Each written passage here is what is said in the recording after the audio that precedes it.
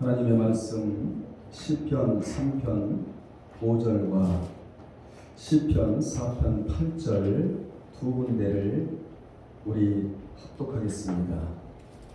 먼저 5절을 읽겠습니다. 내가 누워 자고 깨었으니 여호와께서 나를 붙드심이로다. 시편 4편 8절에 내가 평안히 눕고 자기도 하리니 나를 안전히 살게 하시는 이는 오직 여호와시니이다. 아멘. 아침과 저녁의 기도, 나는 제목으로 함께 은혜 나누겠습니다. 시편 3편 1절로 8절은 다윗이 고난의 아침에 드리는 비판의 기도입니다. 그리고 시편 4편 1절로 8절은 하루의 고난을 이겨내고 밤에 드리는 기도입니다. 무엇을 이겼다고요? 고난을 이겨내고 밤에 드리는 기도가 시편 4편 1절로 8절입니다. 두 편을 하나로 묶어 아침과 저녁의 기도라는 제목으로 말씀드리고자 하는데, 다윗은 아침을 맞이할 때마다 비록 고난이 있었지만 하나님의 긍휼과 은총 속에 하루가 주어졌다는 사실을 알았기에 감격한 마음으로 노래를 만들어 곡조 있는 기도를 드렸던 것입니다. 다윗이 만나는 아침은 달랐다는 거예요. 남달랐다는 것입니다. 보통 사람이 맞는 그런 아침이 아니었다는 거예요. 이 아침의 찬송 시는 후대 사람들에 의해 아침 예배에 사용된 시가 바로 시편 3편 1절 8절의 아침에 드리는 다윗의 시였습니다.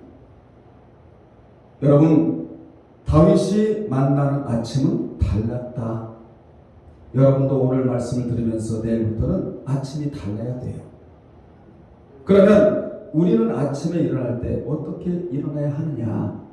수많은 말씀을 묵상하며 입으로 읊조리며 일어나야 하는데, 그 중에 사도행전 17장 25절에 이 말씀을 우리는 읊조리고 일어나야 돼요. 묵상하면서. 이 말씀은 어떤 말씀이냐? 바울이 아테네에 가서 아테네 사람들 앞에서 설교한 내용으로 하나님은 만민에게 생명과 호흡과 만물을 주었다라는 그러한 말씀이에요. 우리 모두는 내일부터 아침에 일어나자마자 하나님께서 만민에게, 나에게 생명과 호흡과 만물을 주었다라는 고백하에 여러분이 잠자리에서 일어나야 될 줄로 믿습니다. 왜 이렇게 생명과 호흡과 만물을 주신 하나님을 찬양하며 일어나야 하느냐? 생명을 연장시켜 주셨기 때문에 그래요.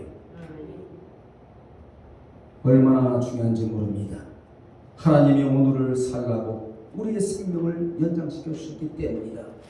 또 하나는 뭡니까? 영적인 호흡을 하라고, 기도하라고, 기도드릴 수 있게끔 하나님이 오늘 또 우리의 입을 열어주셨기 때문이고, 또 하나는 만물을 우리에게 주셔서 누릴 수 있도록 하나님께서 은총을 베풀어 주셨기 때문에 하나님 앞에 일어나면서 하나님은 우리에게 생명과 호흡과 만물을 주었다고 고백하면서 일어나야 될 줄로 믿습니다.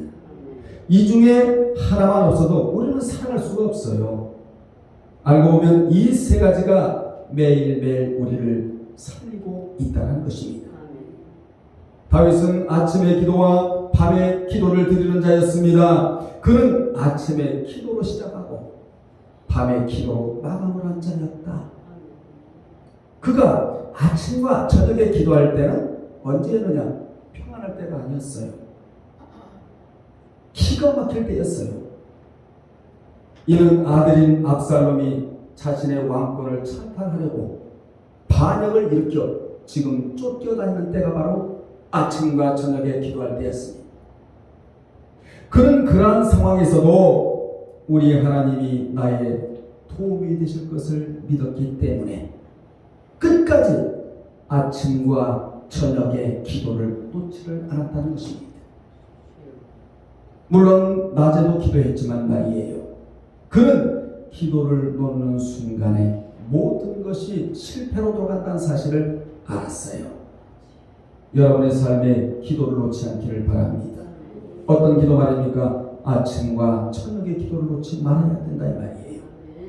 우리가 살아가는 이 땅은 진공 상태가 아니라 사탄과 하나님의 나라와의 대결이고 세상과 나와의 대결이며 대결하는 치열한 영적인 격전장이라서 어쩔 수 없이 쫓음이 있고 쫓김이 있고 분열과 분쟁이 일어날 수밖에 없습니다. 이 세상은 안전한 나라가 아니라 불안전한 나라라서 어쩔 수가 없는 거예요. 하나님의 나라와 사탄의 나라가 대결하고 세상과 내가 대결하며 사탄과 나의 영적인 대결의 현장에서 우리는 살아야 될 수밖에 없다는 것입니다. 그러나 이런 상황에서도 여러분이 다윗과 같이 아침의 기도와 저녁의 기도가 있다면 하루를 커다랗게 살아낼 수가 있고 또 내일을 감사하는 마음으로 준비할 수가 있다라는 교훈입니다. 지금 이 시대는 그 어느 시대보다도 아침과 저녁의 기도가 필요한 시대이다.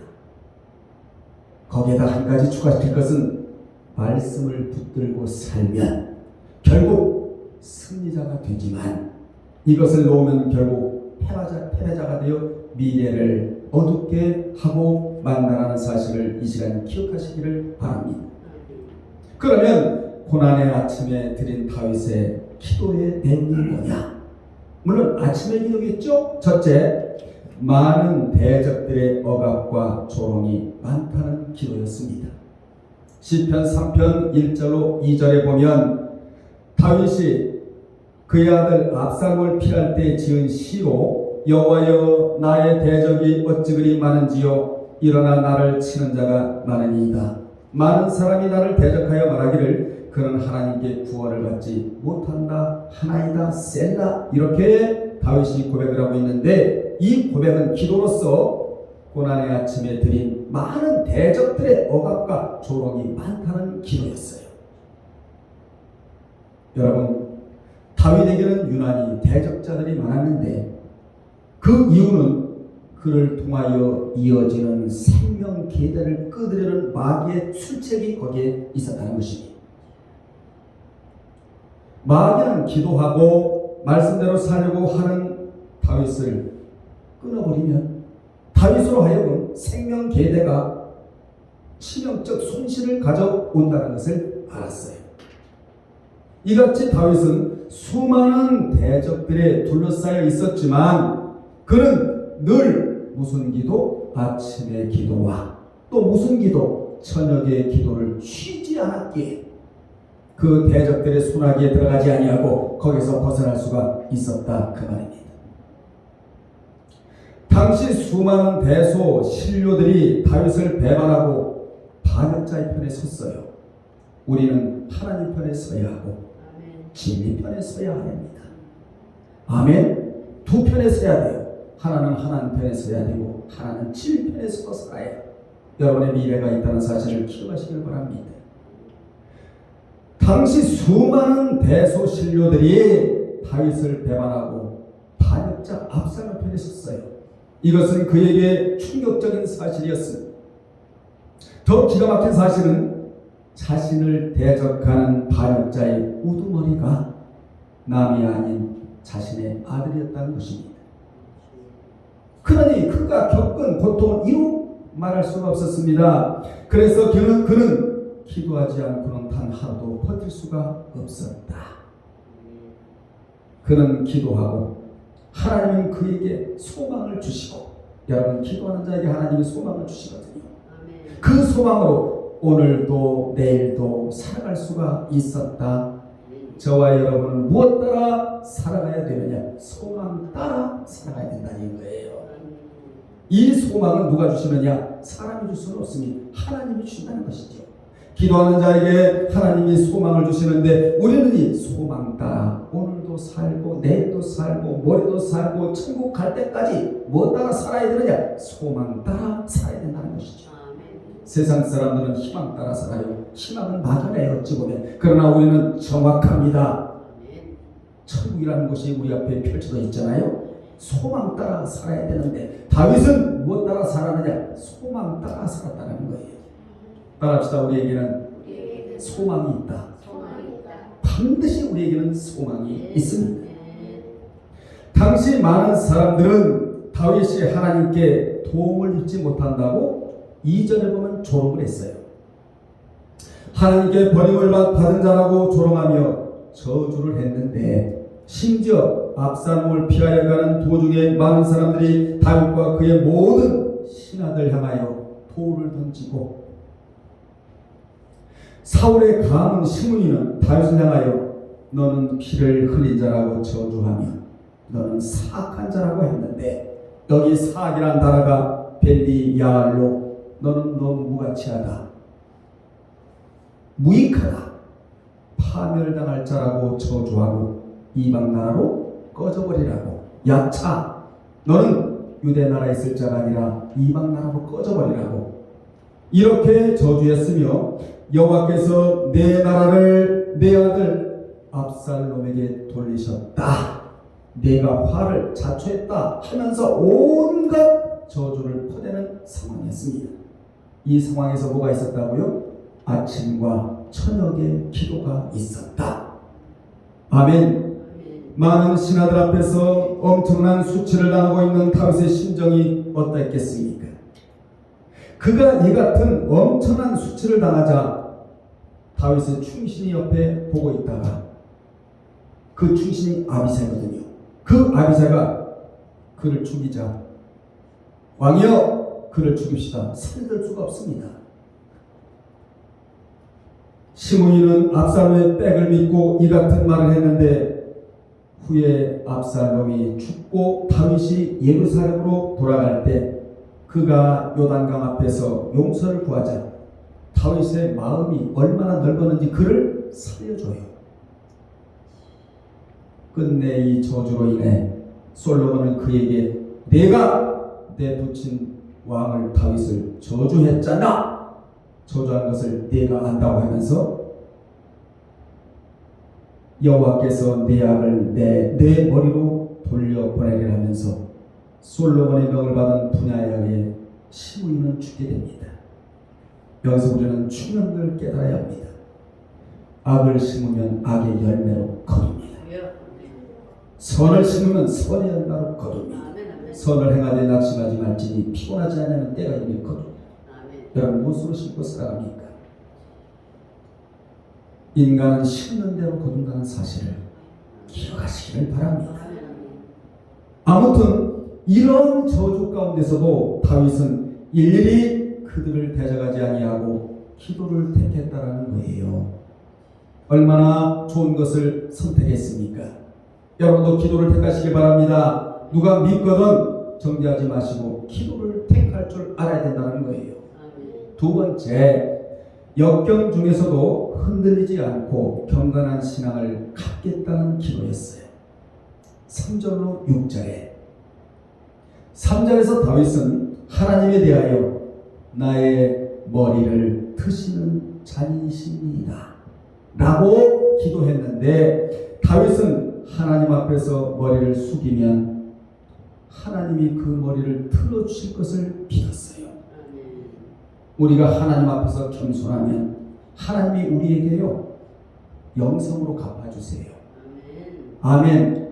하나님 앞에 납작 낮아주면 하나님이 우리를 끌어올려주세요. 여러분, 사람에게 있어서 머리는 신체의 가장 윗부분에 있잖아요. 그래서 머리는 영광과 명예를 상징합니다. 그러므로 사람들은 함부로 머리를 숙이지를 않아요. 그런데 다윗은 하나님 앞에서 회개의 머리를 숙이면 하나님이 다시 그 머리를 틀어주실 것을 알았다는 것입니다. 즉 지금 이 상황을 반전시켜 줄 것을 알았다는 거예요. 우리에게는 뭐가 있죠? 반전이 있다는 걸 기억해야 돼요. 내가 늘 말씀드리잖아요. 하나님에게는 한 방이 있다는 겁니다. 사람에게는 없어요. 오늘 어렵다 할지라도 하나님은 내일 이 어려움을 얼마든지 반전시켜 줄 수 있는 분이시다. 오늘 내가 질병이 들었다 할지라도 여호와의 라파의 치료자의 하나님께서 치료의 방사를 발해주시면 얼마든지 나를 건강으로 하나님이 반전시켜 줄 수 있다는 사실, 이게 바로 뭐 이게 믿음이라는 것이죠. 오늘날 우리에게 가장 중요한 것이 있다면 물질이 아니에요. 큰 저택이 아니에요. 그것은 바로 하나님 앞에서 회개의 머리를 숙이는 것이다 이 말입니다. 이 시대는 그 어느 시대보다 하나님 앞에 회개의 머리를 숙여야 하는 시대예요. 저도 숙이고 여러분도 숙이고 이 영상을 보는 모든 분들도 무슨 머리? 회개의 머리를 하나님 앞에 숙여야 될 시대이다. 그래야 하나님이 다시 머리를 들어주시고 회복시켜 주십니다. 회복은 하나님 앞에서 머리를 뻣뻣이 들 때가 아니라 겸손하게 하나님 앞에서 회개의 머리를 숙일 때이다. 우리 모두 하나님 앞에서 회개의 머리를 숙입시다. 그러면 반드시 하나님께서 우리의 머리를 들어주실 줄로 믿습니다. 특히 역대하 7장 13절로 14절은 코로나 시대에 하나님 앞에서 머리를 숙이라는 말씀인데, 거기 보면 혹 내가 하늘을 닫고 비를 내리지 아니하거나, 여러분 하늘문을 닫고 여는 것은 하나님의 고유 주권이에요. 영역이에요. 그래서 여러분 앞에는 하늘문이 열어져 있어야 돼요. 그래서 이른 비와 늦은 비와 성령의 은혜의 단비가 하늘에서부터 내 머리로 내려와야 우리가 하루하루를 살아갈 수 있는 것이 아니겠어요? 그런데 우리 하나님이 혹 내가 하늘을 닫고 비를 내리지 아니하거나, 혹 메뚜기들에게 토사를 먹게 하거나, 혹 전염병이, 이것이 오늘날의 코로나예요. 전염병이 내 백성 가운데 유행할 때에, 잘 들으세요. 내 이름으로 일컫는 내 백성이 그들의 악한 길에서 먼저 떠나 악을 떠나야 선이 펼쳐지거든요. 악한 길에서 먼저 떠나. 악한 길이란 뭐냐? 불신자를 두고 얘기하는 게 아니에요. 예레미야 2장 19절에 보면 믿는 자 가운데서 여호와를 경외하지 않는 모든 자가 악인이라고 탁 정의를 내려주고 있는 겁니다. 이 악한 길에서 떠나 스스로 낮추고 하나님 앞에 회개의 머리를 드는 거예요? 숙이는 거예요? 숙이는 거 아니에요? 기도하여 내 얼굴을 찾으면 하늘에서 듣고 그들의 죄를 사하고 그들의 땅을 고쳐주겠다. 여러분 지금 이 땅이 병들었어요. 그게 코로나입니다. 우리 모두 하나님 앞에서 회개의 머리를 숙여야 돼요. 아멘. 하나님 앞에서 머리를 숙이는 것이 최고의 백신이라는 겁니다. 이 이상 더 백신이 어디 있겠습니까? 다윗은 4절에서 자신의 머리를 숙이면 하나님이 응답해 주신다는 사실을 알았어요. 우리가 여기서 주목해야 할 사실은 본절의 부르짖음이 그저 단순한 기도가 아니라 크라이, 울부짖음을 의미해요. 여러분, 그는 기도에 뭐가 있었다? 울부짖음이 있었다. 아멘. 그의 기도는 항상 무엇이 섞여 있었느냐? 눈물이 섞여 있었다는 거예요. 저는 신학교에서 강의하면서 두 가지를 강조합니다. 지식적인 신학만이 아니라 눈물 신학이 중요하고 화목 신학이 중요하다는 거예요. 여러분, 하나님 앞에서 눈물을 흘리는 자는 화목한 자거든요. 화목을 조성하는 자거든요. 아멘. 평안을 조성하는 자가 바로 눈에 눈물이 있는 자예요. 다윗은 기도할 때마다 하나님의 심정이 눈물 가운데 있었다는 것입니다. 즉 통의 기도를 했다는, 이게 오늘날에 굉장히 중요합니다. 5절에 볼까요? 5절은 하나님을 신뢰하는 사람은 삶의 태풍이 몰아쳐도 평안함을 누린다는 것입니다. 하나님을 배경삼아 살아가는 교훈인데, 그래야 환난 가운데서도 평안히 눕고 잘 수가 있다는 것입니다. 그는 지금 목숨이 경각에 달린 흑변에 처해 있고, 대적들이 자기의 목숨을 조여오고, 언제 대적들이 들이닥칠지 알 수 없는 상황이었고, 반역자들에 의해 왕궁에서 쫓겨나 광야를 헤매고 있었고, 반역의 우두머리가 자신의 아들인 상황에서 마음의 평안을 누린다는 것은 불가능한 일이라서 마음의 분노가 막 끓어야 정상인데, 그런데도 다윗은 내가 누워 자고 깨었으니 여호와께서 나를 붙들어 주신 이로다. 보통 고백이 아니에요. 여러분, 세상살이 어렵습니까? 물질이 없습니까? 걱정하지 마십시오. 여러분에게 아침과 저녁에 기도만 있다면 여호와께서 붙들어 주신 이로다. 나를 누가 붙들어 주겠어요? 마귀가 나를 붙들어 주겠습니까? 사람이 나를 붙들어 주겠습니까? 물질이 나를 붙들어 주겠습니까? 세상이 나를 붙들어 주겠습니까? 나를 붙들어 줄 자는 아무도 없습니다. 여호와께서 나를 붙들어 주신 이로다 라고 고백을 했는데, 이같이 그의 마음은 두려움이 지배하지 않았고 평안이 지배했고. 아멘. 여러분도 여러분 마음 두려움이 지배하면 안 됩니다. 평안이 나의 마음을 지배를 해야 돼요. 그 평안이 지배를 했는데 그 이유가 무엇이냐? 그는 자신이 기도하면 여호와께서 자신을 붙들어 줄 것을 그대로 믿었고, 하나님 앞에서 머리를 숙이면 아무리 생명이 격하게 달린 절체절명의 위기 상황이랄지라도, 아들의 배신이라는 기가 막힌 상황일지라도 하나님이 나의 삶을 책임져 줄 것을 가득히 믿습니다. 여러분, 우리 하나님은 믿어드릴 만큼 나를 믿어줘요. 하나님 앞에 맡겨드릴 만큼 맡아주세요. 그래서 믿으려면 확실히 믿고 맡기려면 확실히 맡기고 이래야 되는 거예요. 중간지대는 있을 수가 없습니다. 회색지대는 있을 수가 없다는 거예요. 이렇게 하나님을 신뢰하는 자는 삶의 태풍이 몰아쳐도 기도함으로써 마음의 평안을 누리게 된다는 것입니다. 6절에 천만인이 나를 에워싸 진친다 해도 나는 두려워 아니하리로다 라고 기도했는데, 원문에는 잘 들으시고요, 나는 두려워하지 아니하리라 천만인이 나를 에워싸 진친다 하여도, 이 어순 처리가 이렇게 돼 있단 말이에요. 반대. 이는 다윗의 마음이 이미 하나님을 향하여 있으므로 두려워하지 않는 것은 당연한 것을 강조하기 위해서 나는 두려워 아니하리를 먼저 앞세워요.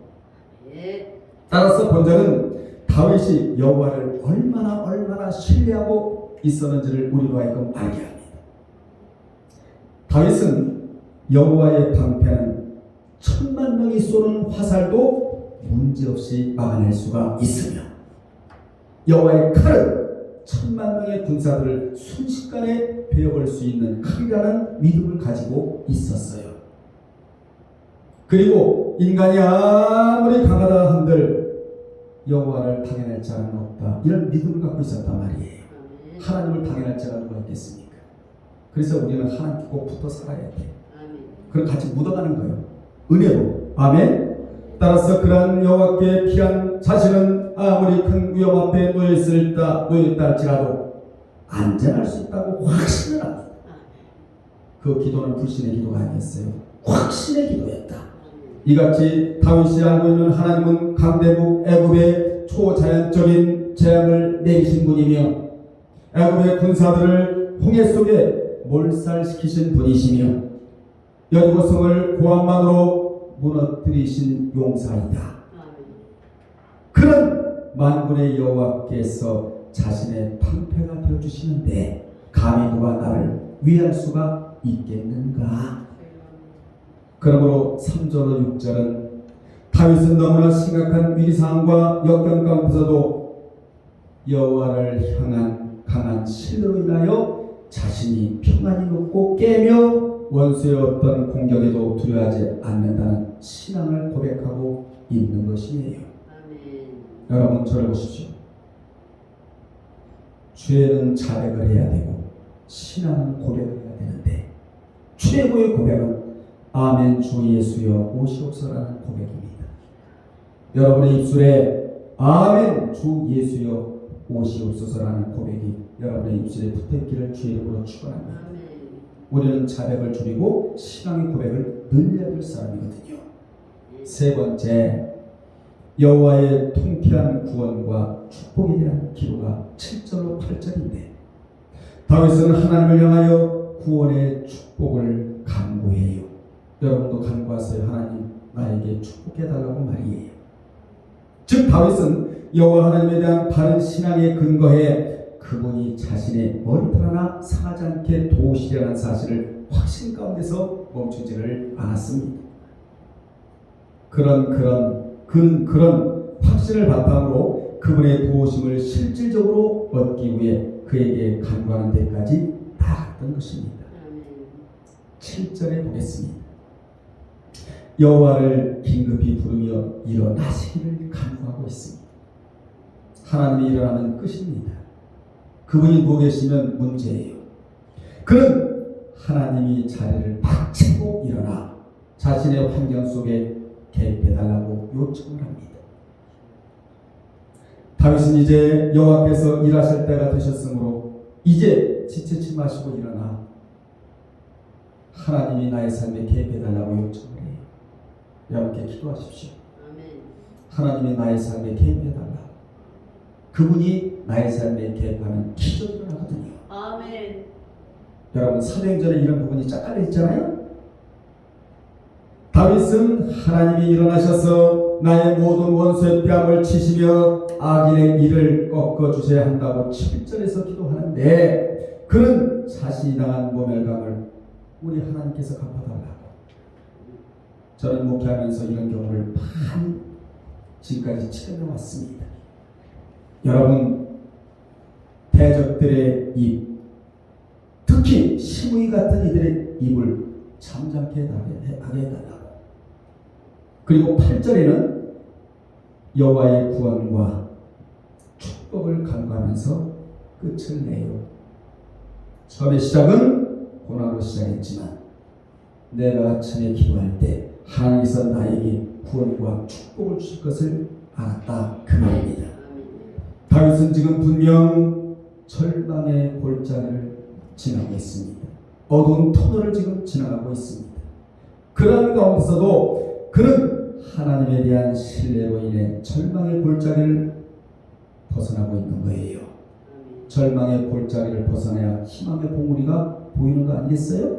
절망의 골짜기를 벗어나는 유일한 길은 그런 여호와께 있사오니 라고 고백을 하고 마무리를 합니다. 아침 기도를. 즉 여호와께 있는 자는 복을 받을 수 있다고 아침 기도를 마무리해요. 자, 그러면 그의 저녁의 기도에 대해서 요약하면 다음과 같습니다. 간단하게 요약하겠는데 1절로 2절에 보면 내 의의 하나님께서 내가 부르짖을 때 들어주시고 3절로 4절에는 인생들에게는 회개하라고 외치고 5절로 8절에는 하나님은 의의 제사를 드리는 자를 안전히 가게 해준다고. 이게 저녁의 기도였단 말이에요. 여러분 의의 제사는 뭐죠? 동물의 제사가 아닌 의로운 행실로서 하나님 앞에 제물이 될 만한 의로운 일. 이게 뭐냐? 상한 심령이에요. 곧 회개하는 마음이라고. 시편 51편 16절 17절에 자세히 기록하기를 주께서는 제사를 기뻐하지 아니하시나니 그렇지 아니하면 내가 드렸을 것이라. 주는 번제를 기뻐하지 아니하시나이다. 하나님께서 구하시는 제사는 여러분이 드리는 예배는 어떤 예배가 되어야 되느냐? 상한 심령이라. 회개가 예배 속에 들어가야 한다는 의미예요. 하나님이여 상하고 통회하는 마음을 주께서 멸시하지 아니하시다라고 답을 주고 있습니다. 예배에는 찬양이 들어가야 되고 예배에는 성령의 인도함이 들어가야 되고 예배에는 진리가 들어가야 되며 예배는 반드시 통회하는 마음. 이 마음이 바로 어떤 마음이냐? 상한 심령이라는 것이죠. 이 예배를 하나님이 기뻐 연락해 주시겠다고 말씀하고 계십니다. 다윗은 우리가 평안히 눕고 잘 수도 있는 것은 우리를 안전하게 살 수 있도록 붙들어 주시는 하나님이 우리와 항상 함께 계심을 믿었어요. 그래서 그는 아침에도 그리고 저녁에도 항상 뭐 했다? 기도했다. 정오에도 기도했다고 시편 55편 17절로 18절에 보면 다윗은 저녁과 아침과 정오에 내가 근심하여 탄식하리니 여호와께서 내 소리를 들어 주시리로다.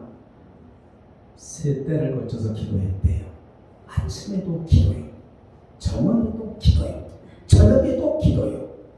여러분, 우리에게 주어진 하루가 때로는 좋을 때도 있고 때로는 안 좋을 때도 있지만 여러분은 다윗과 같이 하루를 시작할 때도 기도로 시작을 하고 어떻게 해요? 만민에게 생명과 호흡과 만물 주신 하나님을 찬양하면서 아침에 일어나고 정오에도 아침부터 이 시간까지 하나님께서 인도하시고 나를 평안히 가게 해주셨다고 기도하고 저녁에도 기도로 마무리될 줄로 믿습니다. 그러므로 하루를 살아갈 때 반드시 필요한 것이 뭐다? 기도이다. 결론 내립니다.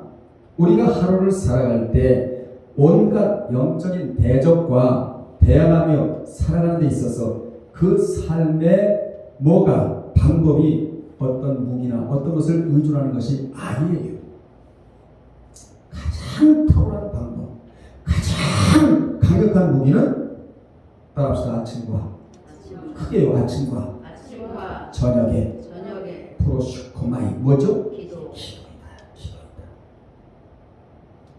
기도는 하나님의 위대하신 능력이 우리 삶에 임하게 하는 신성한 통로이고 말씀은 사탄의 견고한 진을 파는 강력한 무기라고 고린도서 10장 4절에서 말씀해주고 있습니다.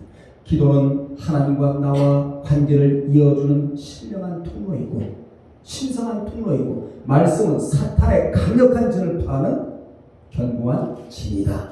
우리에게는 뭐가 있죠? 기도가 있고 말씀이 있다 그 말입니다. 아멘.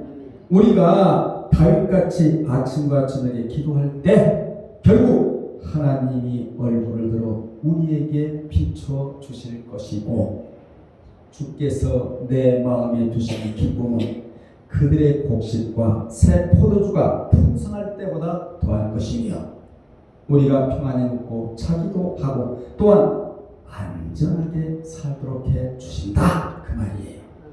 말씀 마치면서 이러한 축복이 여러분에게 있기를 주님의 이름으로 축원합니다. 오늘의 핵심의 키워드가 뭡니까? 다윗의 아침과 저녁의 기도. 여러분도 이 기도가 끊임없이 이어지기를 주의 이름으로 축원합니다. 기도하겠습니다. 하나님 아버지, 오늘 이 시간에는 다윗의 아침과 기도의 내용을 살펴보았습니다. 오늘날 우리가 살아가는 이 시대는 가장 중요한 것이 있습니다. 그것이 바로 다윗의 아침과 저녁의 기도인 줄로 믿습니다. 이 기도를 드림으로 평안히 안전히 거하는 우리 모두가 되게 도와 주옵소서. 예수님의 이름으로 기도합나이다. 아멘.